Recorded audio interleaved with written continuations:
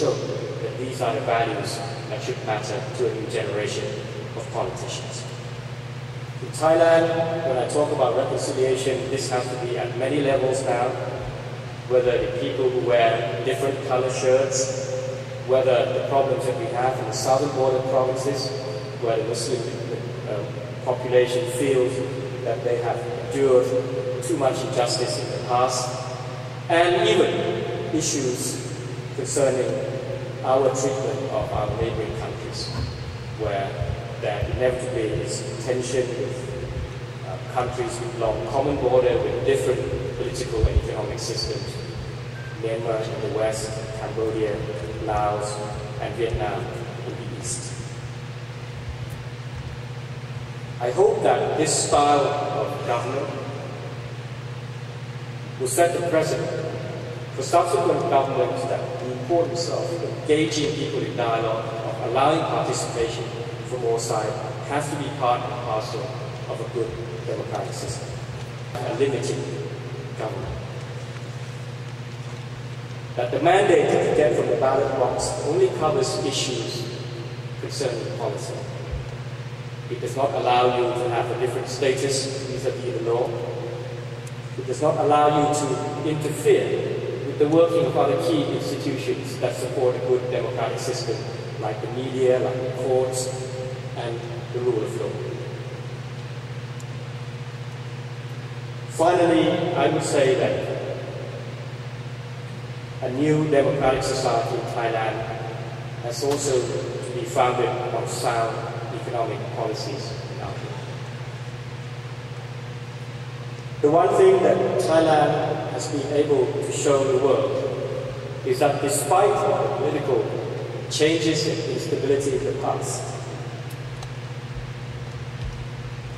the foundation of our economic philosophy, which is the belief in an open economy and also belief in market forces and the role of the private sector, has enabled us to weather so many financial and economic storms, and has enabled us to remain resilient in the face of economic or financial crisis, even while we go through politically difficult times.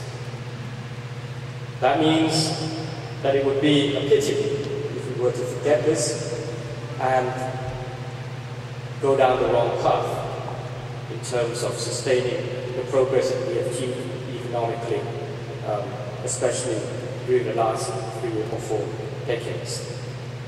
I know we need to back all this up also with other policies and measures that will support a strong democratic society.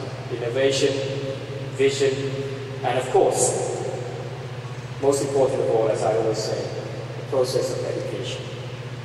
And not just formal education, but lifelong learning where people need to learn the skills and values that would make them good democratic citizens. That's the vision that we have set out for a post-crisis democratic Thailand. You may think that the gap between what you see and the picture that I've just described may be too big. But I think having this vision provides the most effective and clear guideline of what my government and maybe my successor will need to do to make sure that we achieve a stronger, more stable and democratic system for the country. I believe that here you may take some of these things, these values, for granted. But in many economies, countries, and young democracies around the world, the people and the politicians still need to go through this learning process. I believe that if these values are appreciated, we will be able to embark on a path. It may be long, it may be tough, but it will surely lead us to where we want to go.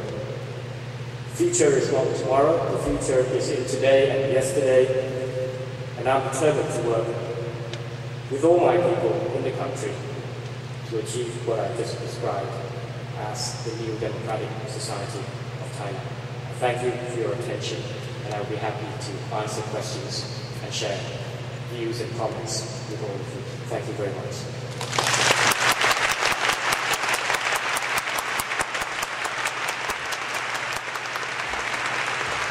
Your speech exemplifies why there is such optimism about the future of Thailand.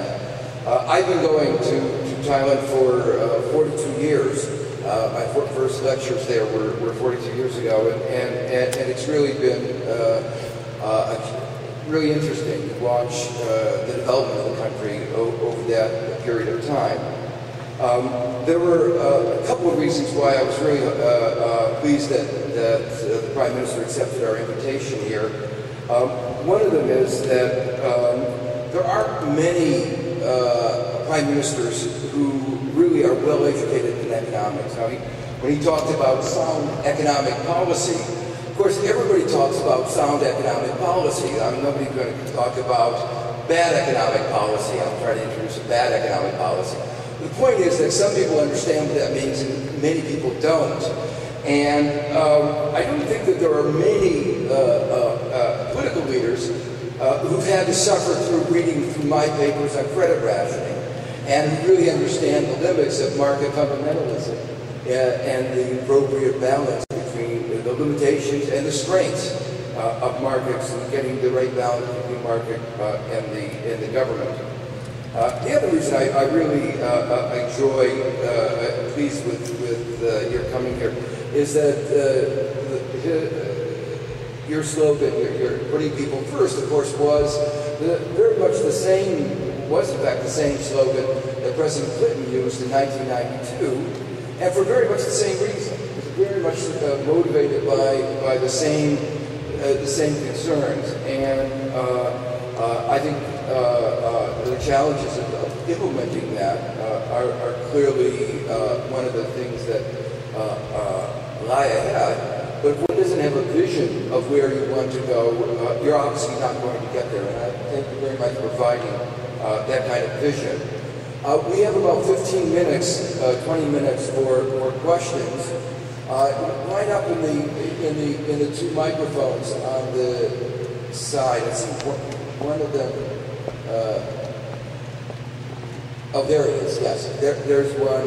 There's the